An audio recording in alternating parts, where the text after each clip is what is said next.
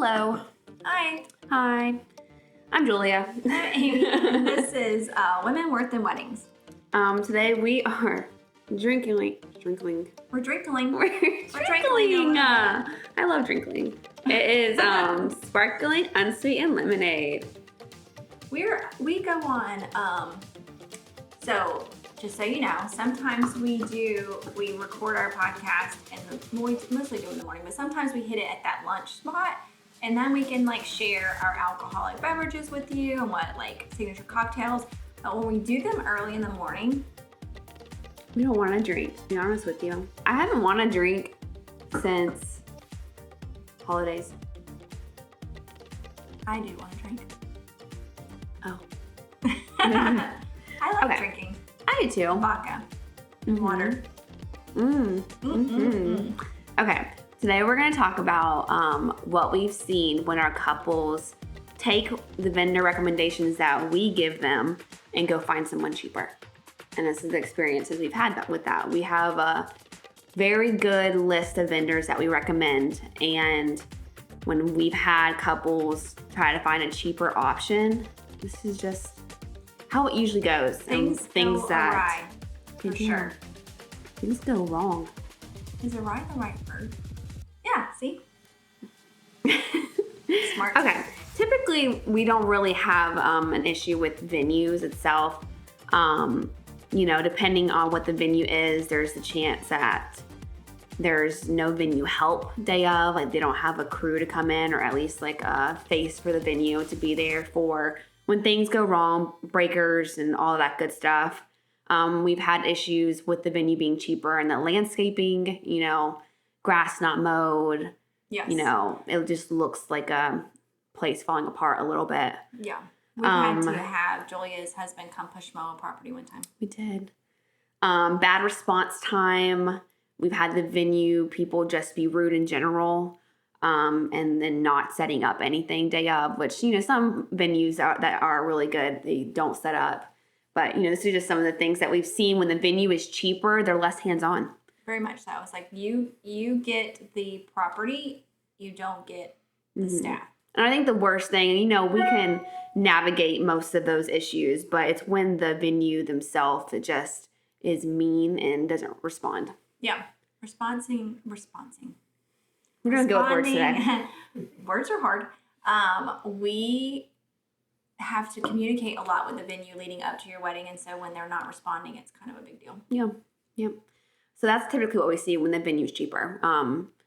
Like I said, we can figure out most of that stuff. It's just the response times. And we never want a venue to make our couples feel bad or any type of way. And we have had venues make our brides cry and stuff like that. So it's just not good.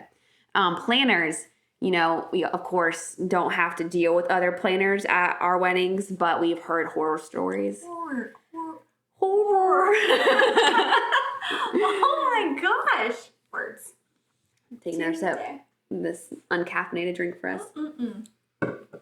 Horror stories. Yeah. And usually is the planner not following the timeline and just going off somewhere. Having a timeline. Yeah, not even doing a final walkthrough, doesn't know anything about the layout, not making important moments of the timeline happen. So the photographer and the DJ end up being the planners they have. Yeah. And then not answering your messages and ghosting you. Of course, that's the thing too. We hear that a lot. We've had people hire us after firing a planner because they wouldn't respond. They wouldn't respond. And I know that sometimes there's certain packages that planners have, but when someone hires you and they pay you money, respond to your client. Yeah, even if they don't technically get to work with you until a certain amount of weeks or months out from their wedding, at least respond so they know you are still there. Part of their wedding. Yeah. Yeah. DJ is a huge thing. Huge thing. Not showing up with their own table and linen. Like I've said before, it's okay if you're just starting out, and just make it known that you need that. Don't show up and then just expect them to have a table and linen for you. Yeah. Yeah. And not corresponding with the couple leading up, not having the song list, just being super unavailable and also not prepared for the day. Like Mm-hmm. you play a very pivotal role Mm-hmm. in the day of the wedding. Yeah, you can make or break the reception. So, it really stresses couples out when it's the week of their wedding and you haven't asked for any of their songs. Like, they want to know that you know what's going on and you know what they expect. So when you don't ask for any of their songs and you just think you're going to show up, it's like a nightmare. It is a nightmare. And then we don't ever want our couples to be like, I don't even know if the DJ's coming. Like, he hasn't answered me. Yeah. We had that just recently, and literally when the DJ showed up, everybody was like, woo, because they thought that he might not. Yeah. And we've also had the DJ's equipment stop working. So, just have the DJs that we want you to have. And there's one DJ, and his name's Travis. Famous music group. Look him up. DJs, it's a stressful thing. When I don't know who the DJ is and I don't know the company, I'm always like, who are they? And I go try to find them on Instagram and I can't find them. And I'm like, oh, where did they find you? Yeah, it's scary. Scary times for us. Photography, typically all of photographers that our couples have done weddings and they know how it goes. They have their own vibe and we don't ever have to worry about them. But we have had moments where we've had new photographers. Like I've said before, you have to start somewhere, but at least do your homework. I know there's been photographers where my teams had to basically hold their hand the whole day and make sure they get certain shots because they don't even know what shots to try to get. Yeah. I always know it's going to be one of those days when the photographer shows up and says, what's the best place here at the property to get shots? I'm like, I don't know.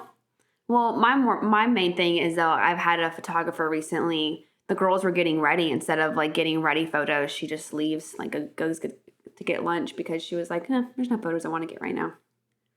Nice. Yeah. You're awesome. That's typically what happens when you get a family friend. Yeah. We've had, another thing is when you get an inexperienced photographer, they don't have the confidence to command the room. And when you're doing family photos, you have to be able to be like, Aunt Susie, Uncle Bob, over here right now, And if you're timid and shy because you haven't got your footing yet because you're inexperienced, that's a nightmare. Yeah. And we love supporting new people and helping them with styled shoots and stuff so they can get, some experience. But, just do your homework. Everyone's got to start somewhere. We love supporting people in their business, but just do your homework and don't come in making this wedding more of a we have to beat you as a vendor kind of situation. I don't want to have to do emceeing. I don't want to have to follow you around and tell you what photos to get because I have my own job that I'm trying to pull off. Yeah, exactly. Video is kind of the same thing. Not capturing the right moments and not making sure they're getting the right video, little snippets that they need to get to pull off the video they want to have for the client. Design, really that comes down to who you are getting to decorate for you if it's not us. Usually if you're relying on your family, it typically does not go very well. They're typically late because they don't realize how long it takes to actually decorate. Yeah, it takes between 5 to 6 hours to decorate a full venue, depending on the size of the venue. And so a lot of times your family and friends are like, I just have to do tables. Well, no. Yes, you have to do tables. And doing tables alone can be very... Yeah, if you have a plate, charger, napkin, full flatware, goblets, that takes forever. And there's a certain way you have to do it. You can't just have the knife and fork wherever you want it. That's Julia's pet peeve. I know. I'm like, that does not go on that side and that needs to go here. And then they end up just getting confused and it takes even longer for them. But the main thing is them just not coming in on time. Yeah, super important. Rentals.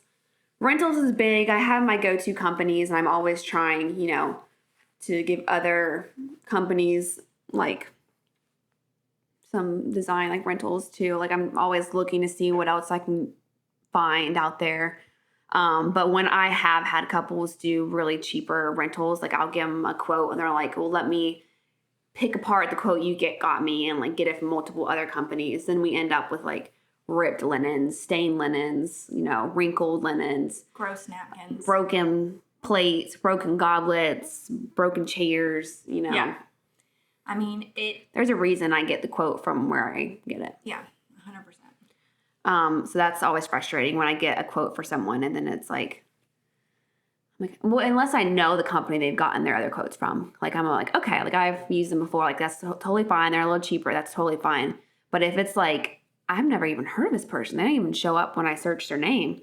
And then they show up and they like made farmhouse tables out of pallet wood, And that was something. Yeah. And the stain wasn't even completely done. Mm-mm. So that's the stuff that we freak out about. And then it's just like, we don't freak out, but we're like, oh, that sucks. It's already here. There's nothing You're not going to find a about farmhouse table from anywhere else, but you got that quote. Buses, we've had experiences with buses in navigation, buses being late and pushing back the whole entire timeline. Not picking up a whole hotel. Yeah. A whole entire group waiting at the hotel and watches the bus go by.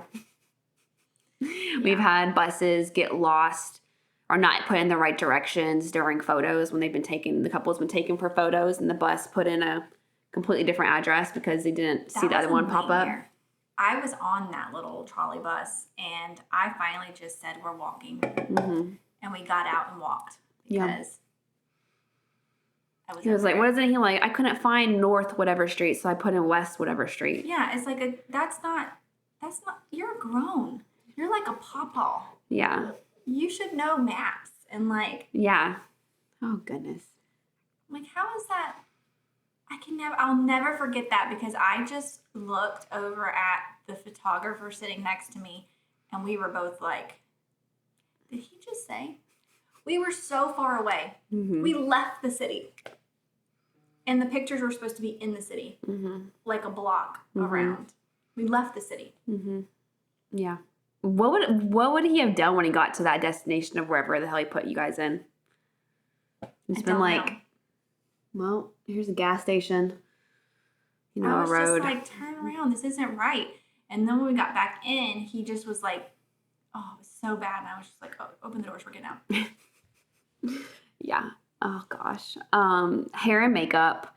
The issues that we typically have with what we've experienced, the hair and makeup, is just them not coming in on time. One person who has to do 10 people's hair and makeup and they come in late, or, seeing the quantity of people that they have to get done that day and not, bringing in a second artist. It's one thing if the couple doesn't want to pay for the second artist, well, then they have to start earlier. Yeah. And, not signing yourself up for something that you can't pull off. Yeah. I mean, Julia's had to do makeup before because I walked in, we were supposed to be lining up 15 minutes before the ceremony. I walk in and the bride is still getting her hair and makeup done and the maid of honor still had no makeup on her face. And so I did her makeup real quick. You did? Mm-hmm. Right in front of the makeup artist. You were like, scoot your boot. Yeah. And I don't know who they thought I was because they acted like I was another hair and makeup person. And I'm like, do you know me? No. I'm actually the wedding planner. And I'm mad at you. So, yeah. Oh, gosh. Have you experienced anything else with hair and makeup? I think that's like the main. That's the main things. And just like, that's the big thing because there is a timeline. And so on our timelines, we say we have in the timeline hard stop for hair and makeup. Mm-hmm. Like it has to be done because there's things that are happening right after that need to get captured usually. Mm-hmm. And so, just really making sure they stick to that timeline. Yeah. And with florists, usually it's just the quality. Couples will send a florist a picture of what they're expecting and what comes in day of. And it's just like a major disappointment. Yeah. And there's nothing that anyone can do about it. I've seen brides cry before. Yeah. Over there, like bouquets and stuff that came in not even close to what they wanted. No. And like flowers looking sad and like looking like they've been, picked up 2 days ago and put together. Mm-hmm. It's just sad. It's always sad when the florals come in. And it's very frustrating, especially for me with design, when I'm designing someone's wedding and I tell a florist what we're expecting and what comes in is nowhere close to what I wanted. And that's why we do flowers in-house now. Yep, because we have trust issues. We do. We've been hurt. We do.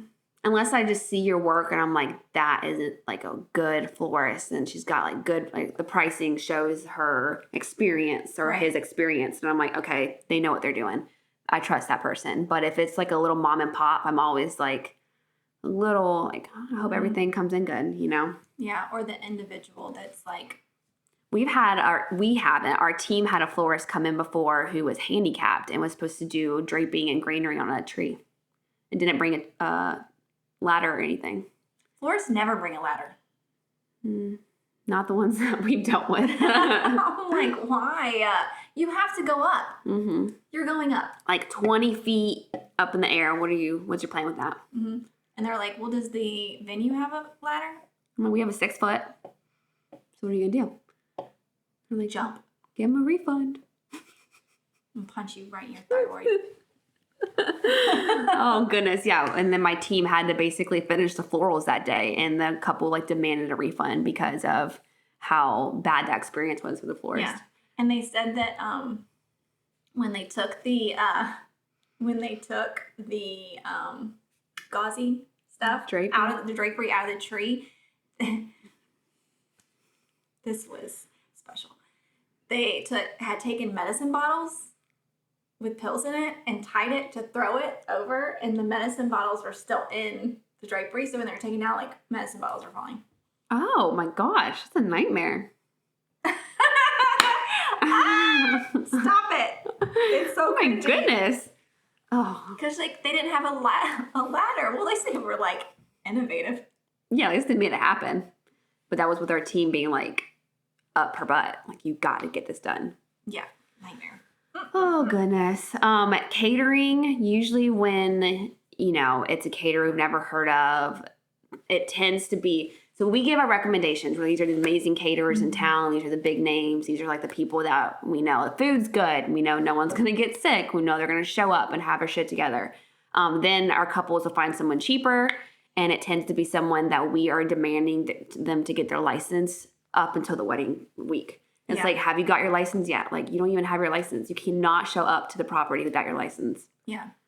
And then they finally get their day of license, and it's just they're late, they're unprofessional, you know, showing up in Crocs and, you know, just all T-shirts, the things. T-shirts. Big Daddy Bobo something on their shirt. Stop it. Oh, I haven't seen that one. You know, just showing up unprofessional and not like having your customer service like face at least, and just being rude and showing up late. You know, or a van with all your kids in it.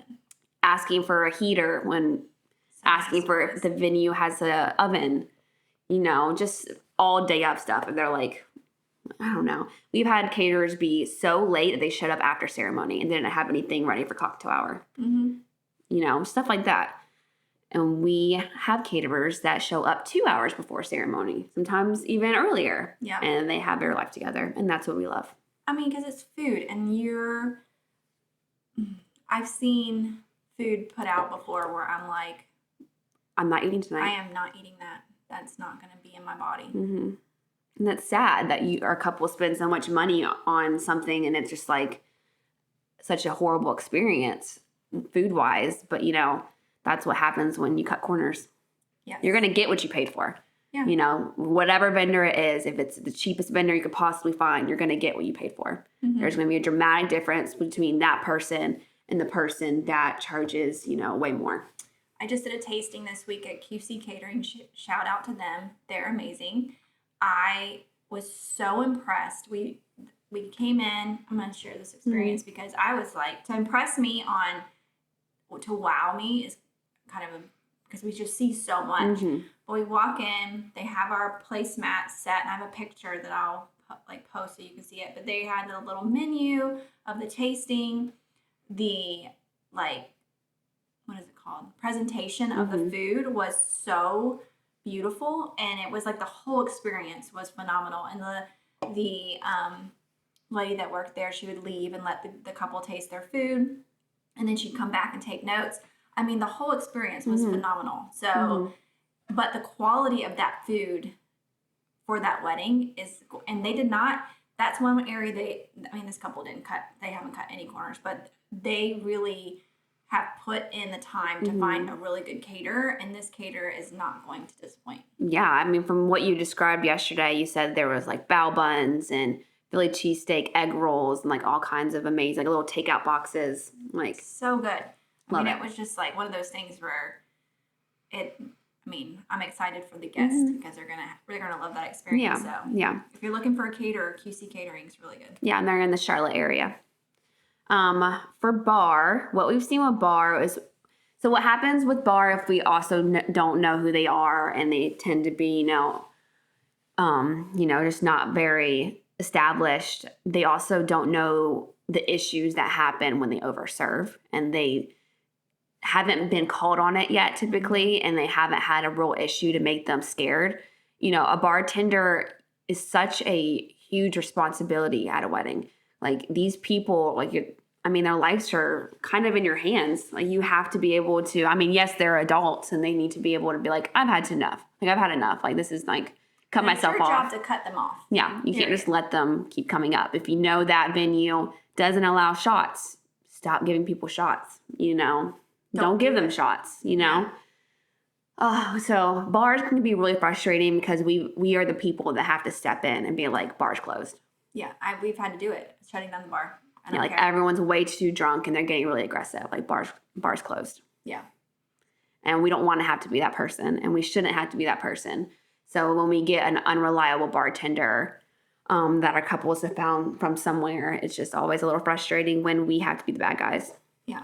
And they come in and they don't have ice and they don't have the right supplies, and they're just trying to show up and serve the alcohol that you brought in, and it's just a whole thing. Yeah. Or they are drinking with the guests. What the whole hell? What are you doing? We had a bartender one time not leave the venue. We shut all the lights off and locked up the venue, and they were there until like 3 a.m. just like outside. What were they doing? They locked their keys in the car. They were waiting for an Uber to come, and they were in the middle of God's country. It was awful. And I was like, bye. Bye. Lights are off. Well, I didn't even know that they were still there, because sometimes guests will leave their cars and then come get them. So there was a car, but I didn't know until the venue had cameras and they could see like the camera, like people were there. Oh my gosh. Dessert, we've had some issues with dessert. Dessert's very rare for there to be an issue. Like most bakeries, doing a great job. They're a bakery. Like that's what they specialize in. We've had cakes show up messed up. Yeah. We had someone forget the order and try to make everything morning of, and the frosting was melted. We've had a Harry Potter themed cake where things kept falling off the whole entire night and like ruining the whole cake. Yeah, that little what is it called? I don't know. A little thing with wings. It kept going right down and like ruining the whole just cake. Like fall right off and like hit each tier on its way down. So, that's just random stories, but it's very rare for us to have an issue with dessert. Yeah, very. It is rare, but yeah. At the end of the day though, what I want like couples to understand is that when you have a wedding planner, everything that we went over just now is our fault. Mm-hmm. If any of this stuff happens, it's like you guys, everybody looks at us like, what did you do? So that's why we try to control the environment as much as possible, and we give you recommendations and stuff, because we know if you use these people, then your wedding will come off without a hitch. It will be so smooth, so amazing, and you'll walk away feeling really good. When you start going off script and getting people, then we can't guarantee that they're going to do what they're supposed to do. Yeah, we control the environment as much as we can, but if someone is just really doing a bad job at their job, then they turn to the wedding planner and they're like, how did your wedding planner handle that situation? And it just comes down to us trying to make someone else be better at their job. Yeah. Which is, we do what we can, but we cannot control everything. No, we cannot. We're just human beings trying to control a lot of people. Yeah. It's bad. But so, cutting corners, I understand, like, weddings are expensive. We totally understand. But, just trust us with our list. Yeah, trust the process. We will try to keep you within budget. We will introduce you to people that will keep you within your budget, but don't get, your cousin Sammy, DJ Sammy, to DJ your wedding that has a laptop and that's it. Mm-hmm. And some beats. Stop it.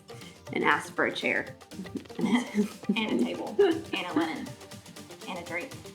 Yeah. And Because it also, like I said earlier, I mean, when they haven't been in the business long enough, they do not know the standards that are expected as well. Mm-hmm. And when these people are going to be, I know we've harped a lot on DJs, but we feel very passionately about this. But they're going to be in photos. Mm-hmm. So, anyway. Well, We love our crew. We love the people that we work with often. We love meeting new vendors, and we're like, oh, I love that person. Like, I want to work with them again. Like, we love meeting new people. It's just, we do get a little jaded when we've had bad experiences. yeah, and when you've been in this industry long enough, you spot them. Mm-hmm. Yeah, and usually when you follow a planner or a venue, you see a lot of the same vendors tagged in their posts because everyone that's been in the industry a long time has your go-to people. Yeah, 100%. So, and that's the tea. and that's it. So, cutting corners can be catastrophic. Don't do it. And always listen to us. Always. We know best. Wow. Beautiful. The end. And on that note, thank you for joining us. We'll see you next time. We're weird. Thank you. Bye.